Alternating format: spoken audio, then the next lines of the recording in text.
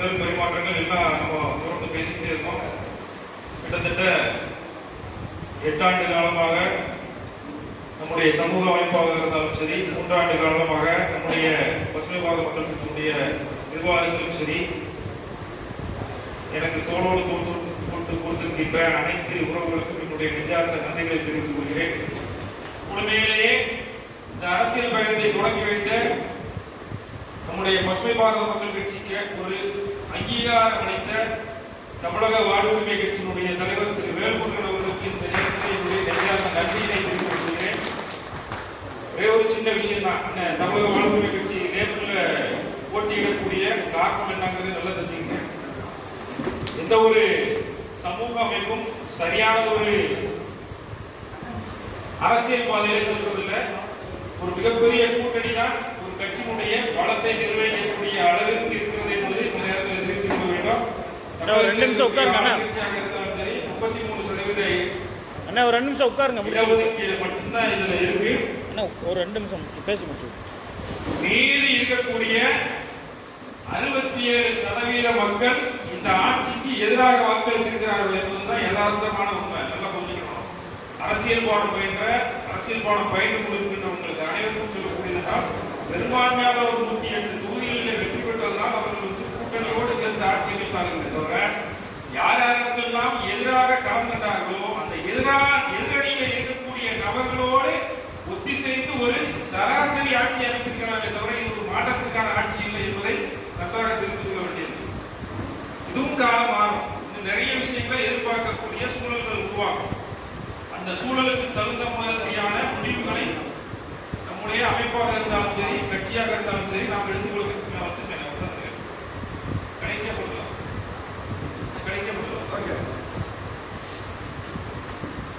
அதனால இந்த கட்சியோட கூட்டணி சேர்க்கும் போது நிறைய விமர்சனங்கள்லாம் வந்தது.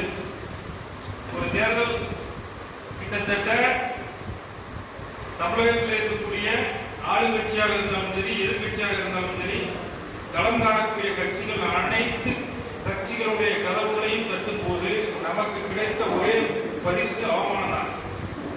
இது என்னுடைய கூட இருந்தவங்களுக்கு தெரிஞ்சிருக்கும். அதுபோக அண்ணன் கோவிந்தராஜ் அவர்களுடைய தலைமையில ஏதாவது ஒரு வகையில் இந்த அரசியல் பயணத்தில் நம்ம போகணுங்கிற ஒரே ஒரு காரணத்துக்காக திருமதி சசிகலா அவர்களுடைய கூட்டணிக்கான முயற்சியாக எடுத்தாங்க. அன்றைக்கும் அந்த இடத்தில் நமக்கு கிடைத்த பரிசு அவமானம் தான். நம்மை அரவணைத்த, நமக்கு அங்கீகாரம் கொடுத்த ஒரு கூட்டணி தமிழக வாழ்வுரிமை கூட்டணி என்பதை இந்த நேரத்தில் இவ்வளவு காலமும் நமக்கான அங்கீகாரமும் அடையாளத்துக்காகவும் தான் நம்ம போராடிட்டு இருந்தோம். அந்த அடையாளமும் அங்கீகாரமும் கடந்த தேர்தலில் நமக்கு கிடைத்திருக்கிறது என்பது இந்த அமைப்பிற்கும் பசுமை பாரத மக்கள் கட்சிக்கும் கிடைத்த மிகப்பெரிய வெற்றி என்பதை இந்த நேரத்தில் பதிவு செய்துள்ளோம். பொதுவான ஒரு விஷயங்களை நம்ம சீர்தூக்கி பார்த்தோம்னால் எல்லாத்துக்கும் முன்னாடி நிற்கிறது நமக்கு பொருளாதாரம். இந்த பொருளாதாரத்தை அடிப்படையாக வைத்துதான் இன்றைய அரசியலும் சரி, சமூக அமைப்புகளும் சரி இன்றைக்கு நடந்திருக்கு. அந்த பொருளாதாரத்தை தேடிய விஷயங்கள் மட்டும்தான் ஜெயிச்சது. எல்லாரும் சொல்லுவாங்க, சின்ன சாதாரண மனிதர்கள் எல்லாம் இன்றைக்கு எம்எல்ஏ ஆயிட்டார்கள், அமைச்சர் ஆயிட்டார்கள். நல்லா புரிஞ்சுக்கிடுங்க, அவர்களுக்கு செலவு பண்ண எத்தனையோ தொழிலதிபர்கள் மறைமுகமான உதவிகளை செய்ததால் தான் இந்த நிகழ்வுகளை அனைத்து மக்களுக்கும் கொண்டு போய் சேர்க்கக்கூடிய ஒரு சூழல் உருவாகியிருந்தது என்பதை நாம் மறக்க முடியாது. அந்த தகவல் தொழில்நுட்பம் மிகப்பெரிய அளவில் வெற்றி கண்ட ஒரு தேர்தல் இன்றைய தேர்தல். அப்போ ஐடியாலஜி அண்ட் இமேஜ் சொல்லுவோம். ஐடியாலஜினா கருத்தியல், இமேஜ் ஒரு தனிநபர் மீதான ஈர்ப்பு, அந்த இமேஜ். இந்த ஐடியாலஜி வெற்றி பெற்றதா, இமேஜ் வெற்றி பெற்றதா என்று கேட்டால் இந்த தேர்தலிலே ஐடியாலஜி கருத்தியலை புறந்தள்ளி இமேஜ் தான் வெற்றி பெற்றிருக்கு. நல்லா புரிஞ்சுக்கணும். அதனால இந்த மக்களுக்கு நாம் கருத்தியலை அரசியலாக சொல்ல வேண்டுமா, வெறும் இமேஜ் மட்டுமே இருந்தால் போதும், ஒரு அரசியலை வென்றலாமா என்கின்ற கோணம் நமக்குள்ள இருக்குது. அப்போ நாம இனிமேல் நம்முடைய இமேஜை வளர்த்துக் கொள்ளக்கூடிய வகையிலே உண்டான வேலைகளை செய்தால்தான் அரசியலிலே பிரகாசிக்க முடியும் என்பதுதான் இன்றைய யதார்த்தமான ஒரு நிகழ்வு. அப்போ கருத்தியலை சொல்லும் போது கருத்தியலை மக்கள் ஏற்றுக்கொள்கிறார்களா, இமேஜை ஏற்றுக்கொள்ள இந்த இமேஜ் தான் இப்போ பிரதானமாக நிற்கும். அப்போ நம்மை நாம் வளர்த்துக் கொள்ள வேண்டிய அரசியல் சூழ்நிலைகள் எவ்வாறு செயல்படுகிறது என்றால், நம்முடைய இமேஜை ஒவ்வொரு மாவட்ட நிர்வாகிகளும் நம்முடைய இமேஜ்களை தங்களுடைய சொந்த மாவட்டங்களிலே நீங்கள் உங்களுடைய முகங்களை அதிகமாக காட்டினால் மட்டும்தான் நமக்கான ஒரு அங்கீகாரம். நீங்க எந்த மாவட்டம் உங்க கட்சியுடைய கொள்கைகள் என்ன, கோட்பாடுகள் என்ன சொன்னா கட்சியுடைய கொள்கைகள் கோட்பாடுகள் இருக்கு. ஆனா அதை கேட்கறதுக்கும் அதை ஏற்றுக்கொள்ளக்கூடிய மனநிலைமையில் இருக்கிறார்கள் கேட்டால் அது இல்லை. ஒரே ரீல்ஸ் மயமாய் போச்சு. இந்த ரீல்ஸ் தான் மக்களை சென்றடையுது. அரசியல் ரீல்ஸ் தான் இன்றைக்கு பிரதான இடத்தை பிடித்திருக்கிறது. அப்படியானால் நாம் தகவல் தொழில்நுட்பத்தை வளர்த்துக் கொள்ளக்கூடிய சூழலை நாம் உருவாக்க வேண்டும். அண்ணன் சொன்ன மாதிரி தகவல் தொழில்நுட்ப அணிக்கு தனியாக ஒரு ஃபண்டு ரெடி பண்ணி அவர்களை மாதத்துக்கு ஒரு சம்பளமாக கொடுத்து கூட அதை நம்ம செயல்படுத்த நாம் தயாராக இருக்கிறோம் என்பதை இந்த நேரத்தில் தெரிவித்துக் கொள்கிறேன். அதுபோக நம்மை விட்டு பிரிந்த நம்முடைய உறவுகளை இணைப்பதிலே நமக்கு எந்த விதமான ஆட்சேபனையும் இல்லை, எதிர்ப்பும் இல்லை. அதற்கெல்லாம் தயாராக இருப்பீங்க. இன்னொரு விஷயம், ஒவ்வொரு மாவட்டத்திலையும் 4 அணியா பிரிஞ்சு போயிட்டாங்க அப்படின்னு சொல்லியிருக்கீங்க. ஒவ்வொரு மாவட்டத்திலையும் 4 அணியா பிரிஞ்சு போறதுக்கு உண்டான காரணம் மாநில நிர்வாகிகளாக சொல்லியிருக்கீங்க. நல்லா புரிஞ்சுக்கீங்க. உங்க மாவட்டத்தை கட்டமைக்க வேண்டியது உங்களுடைய பொறுப்பு. உங்களுடைய மாவட்டத்தை தனக்கென வடிவமைத்துக் கொள்ள வேண்டியது ஒவ்வொரு மாவட்ட நிர்வாகிகளுடைய பொறுப்பு. அவர்களுடைய வேண்டுதல்கள் அல்லது அவர்களுடைய கோரிக்கைகளை சரியான முறையில் இருக்குமானால் சரி செய்து உங்களுக்குள்ளேயே பராமரித்துக் கொள்வது உங்களுடைய மாவட்டத்தினுடைய நிர்வாகிகள். உங்களால் முடியாத பட்சத்தில் மாநில நிர்வாகிகள் அதற்கான வழிமுறைகளை உங்களுக்கு சொல்லுவாங்க. எடுப்பிலே அதனால மறுபடியும் சொல்றேன், எந்த நேரத்தில் போன் அடிச்சாலும் எந்த மாவட்ட நிர்வாகியாக அடித்தாலும் எல்லா காலகட்டத்திலையும் போன் எடுக்கக்கூடிய சூழல் எனக்கு இருந்தது. ஆனா இப்போ மாவட்டத்திலிருந்து போன் வருதுன்னு சொன்னாலே எடுக்கலாமா வேணாமாங்கிற மனநிலைமைக்கு கொண்டு வர வச்சிடாதீங்கிறது தான் என்னுடைய அன்பான வேண்டும். நல்லா புரிஞ்சுங்க. எல்லாரும் என்னுடைய மகளுடைய பிறந்த நாளுக்கு வந்துருப்பீங்க. உண்மையிலேயே நான் அன்றைக்கு இருந்த சூழல் என்னன்னு கேட்டீங்கன்னா, யார் யாரெல்லாம் வந்திருக்கீங்கன்னு கூட என்னால முழுமையா தெரியாத ஒரு சூழல் தான் எல்லாரையும் வாங்கன்னு கேட்டது. கிட்டத்தட்ட ஒரு 6 மணி நேரத்துக்கு அப்புறம் தான் ஒரு முழுமையான சுயநினைவோடைய அந்த நிகழ்வுல நான் உட்கார்ந்து பதினெட்டுக்காக பேசுறேன். ஏன்னா சாப்பிட்டதுக்கு அப்புறம் அந்த ஒரு மாத்திரை போடாதுன்னா நான் காலையில சொன்ன நிகழ்வு தான் நடந்திருக்கும். உண்மையிலேயே சொல்றேன், யார் யாரெல்லாம் வந்தீங்கன்னு எனக்கு 6 மணி வரைக்கும் தெரியாது. அந்த மாதிரி சூழல்ல நான் ஒரு வெளியே சொல்ல முடியல. இதனால நிறைய பேர் சந்தோஷப்படுவாங்க, நிறைய பேர் வருதுப்பாங்க. அதனால என்னுடைய சூழலுக்கு அந்த மாதிரி அன்னைக்கு நடந்தது. அன்னைக்கு சாயங்காலம் ஒரு மீட்டிங் முடிச்சுட்டு அனுப்பிச்சுட்டேன். இருந்தாலும் எதற்காக சொன்னாங்கன்னா, உடல் சூழலை கொஞ்சம் சரியா எல்லா விதத்திலும் சரி செய்து விட்டாச்சு. அதனால இவங்க அதை பற்றின கவலைகள் இல்லை. இனி வரக்கூடிய காலங்களில் ஒவ்வொரு வாரமும் ஒவ்வொரு மாவட்டத்திலேயும் ஒரு கூட்டத்தை ரெடி பண்ணுங்க. ஒவ்வொரு வாரமும் ஒவ்வொரு மாவட்டத்திற்கும் நான் நேரடியாக வரேன். ஒவ்வொரு மாவட்டத்தும் உங்களுடைய தேதியை சொன்னீங்கன்னா அந்தந்த மாவட்டத்திற்கு நான் வருவதற்கு தயாராக இருக்கிறேன். இன்னும் குறைந்தபட்ச காலங்கள் தான் மறுபடியும் இருக்கு. ஒரு வருட காலத்தில் அடுத்த உள்ளாட்சி தேர்தலாம் வந்துடும்.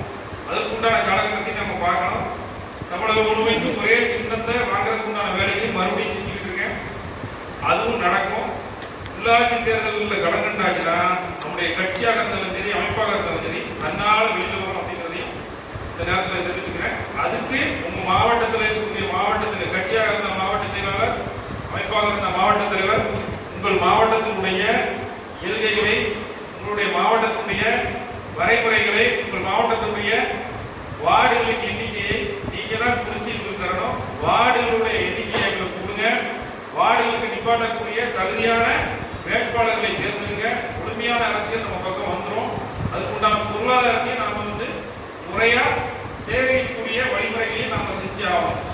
அடுத்த தேர்தல் அப்படிங்கிறது மிகப்பெரிய அளவில் ஒரு மாநாடை எதிர்நோக்கிய தேர்தலாக தான் இருக்க முடியுங்கிறது யதார்த்தமான ஒன்று. நல்லா புரிஞ்சுக்கணும். நாம மாநாட்டுக்கு எவ்வளவு முயற்சி பண்ணோம், கடைசி நேரத்தில் அது கைவிடாமல் போச்சு. ஒரு மிகப்பெரிய மாநாட்டை முன்னிறுத்துவதற்காக அதற்கான அடித்தளத்தை பொருளாதார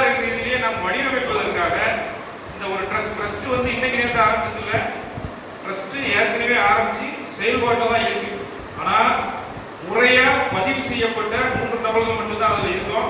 அதுல ஒருத்தரை ரிமூவ் பண்ண வேண்டியது இருக்கு.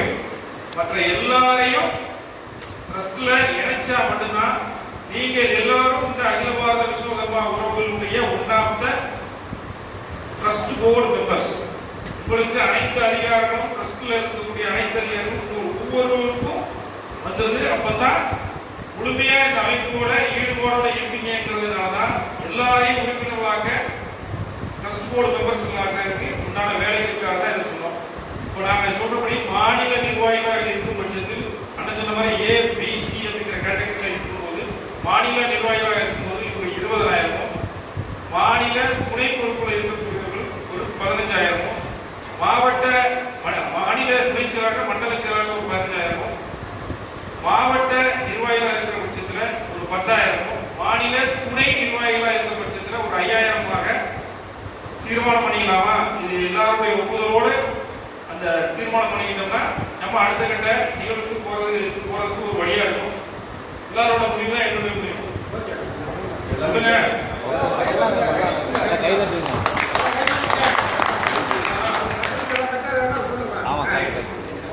அது போக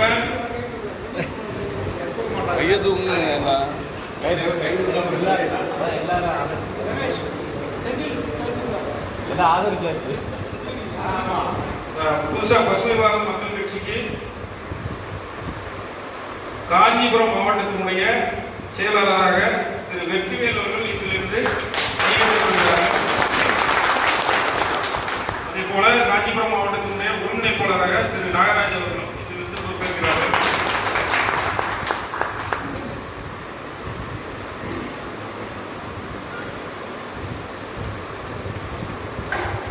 விழுப்புரம் மாவட்டத்திற்கு நம்முடைய அகில பாரத விஸ்வகர்மா அவர்களுடைய விழுப்புரம் மாவட்டத்திற்கு தலைவராக திரு குமார் அவர்கள் இங்கிருந்து நியமிக்கப்படுகிறார்.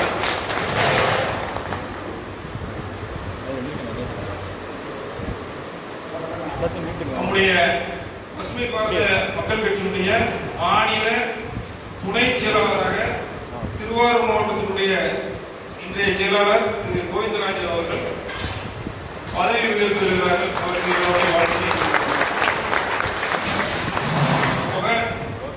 நம்முடைய மாநில துணைத் தலைவராக இருந்த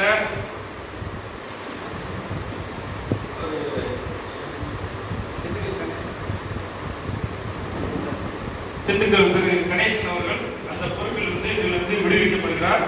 புதிய மாநில துணைத் தலைவராக நாம ஒருமனதாக பேசி ஒரு மாநில துணைத் தலைவரை இன்றைக்கு நியமிக்க இருக்கிறோம். அது யாரு பொருத்தமான நபர்னு நீங்க தான் முடிவு பண்ணி சொல்லணும். சொன்னீங்கன்னா மாநில துணைத் தலைவராக